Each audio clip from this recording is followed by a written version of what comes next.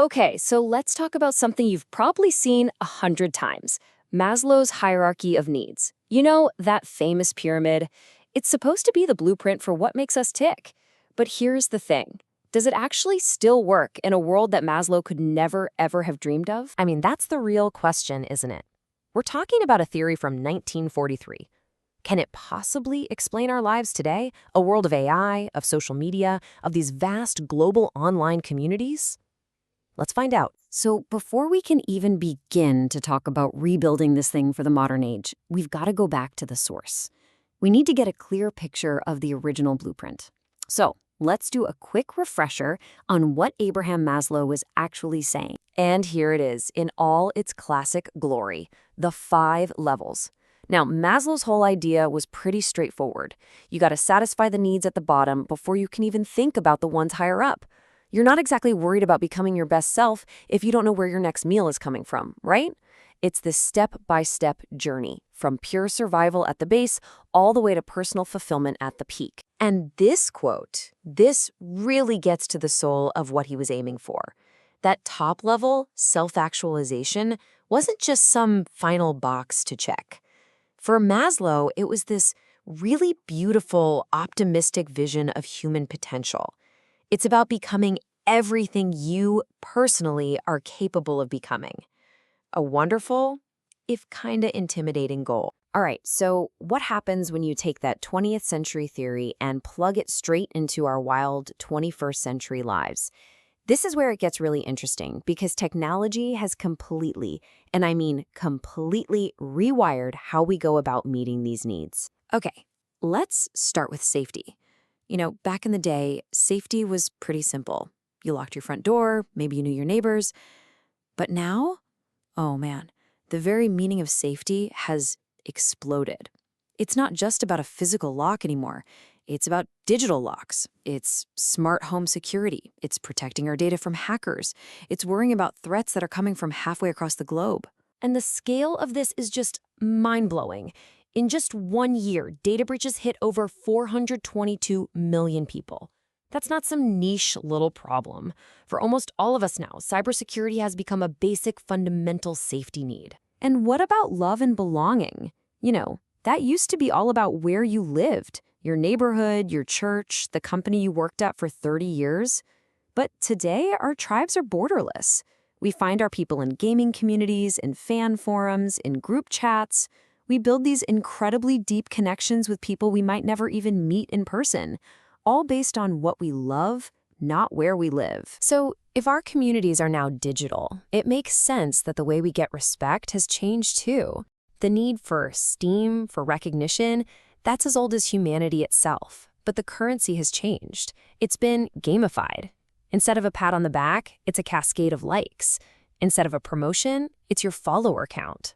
Our self-worth is now on display, and it's being measured on a global digital scoreboard. And this new esteem economy is having a huge effect. Just look at this. 83%, a staggering 83% of young adults say they're concerned about their online image. That is a massive number of people actively crafting a digital persona to get that hit of validation. This isn't just a hobby. For millions, it is now a core part of how they build their sense of who they are. So what about that final peak, self-actualization? Maslow believed only about 2% of people ever truly got there. But technology? It might have just blown the doors wide open. I mean, think about it. You can take courses from the world's best universities for free. You can share your art, your music, your ideas with a global audience instantly. The path to becoming everything you are capable of becoming is, you could argue, more accessible than it has ever been in human history. Okay, so if the way we meet our needs has been so radically transformed, does that mean the pyramid itself is just broken? Well, the truth is, psychologists have been poking holes in this theory for decades, way before anyone had even heard of the internet. Yeah, from an academic standpoint, the model has some pretty big issues. First, that rigid step-by-step ladder doesn't really match up with real life. I mean, we all know the trope of the starving artist who puts creative expression way above stability. And even more importantly, the theory has a massive Western cultural bias, and it was based on a super small privileged group of people. That raises some serious questions about how universal it can really be. And this cultural bias point is a really big deal. In cultures that prioritize the individual, like the US, a pyramid that ends in self-actualization makes perfect sense. But in many collectivist cultures around the world, the group comes first. Belonging and contributing to the community's well-being might be seen as the ultimate achievement. The order of the pyramid just gets flipped on its head. This has pushed researchers toward more flexible ideas, like self-determination theory. So instead of a rigid pyramid, this theory suggests we have 3 core psychological needs that we're all pursuing all the time, in no particular order. There's autonomy, the need to feel in control; competence, the need to feel good at what we do; and relatedness, that need for connection. You can see how this model fits our digital lives much better, right? You can hop into an online game and feel relatedness with your team while also building competence, all driven by your own autonomy. So where does that leave us? Are we supposed to just toss Maslow's pyramid into the dustbin of history, or is there still something valuable here? Let's try to pull this all together and see what might be next for human motivation. The key here really isn't about abandoning Maslow's ideas. It's about adapting them.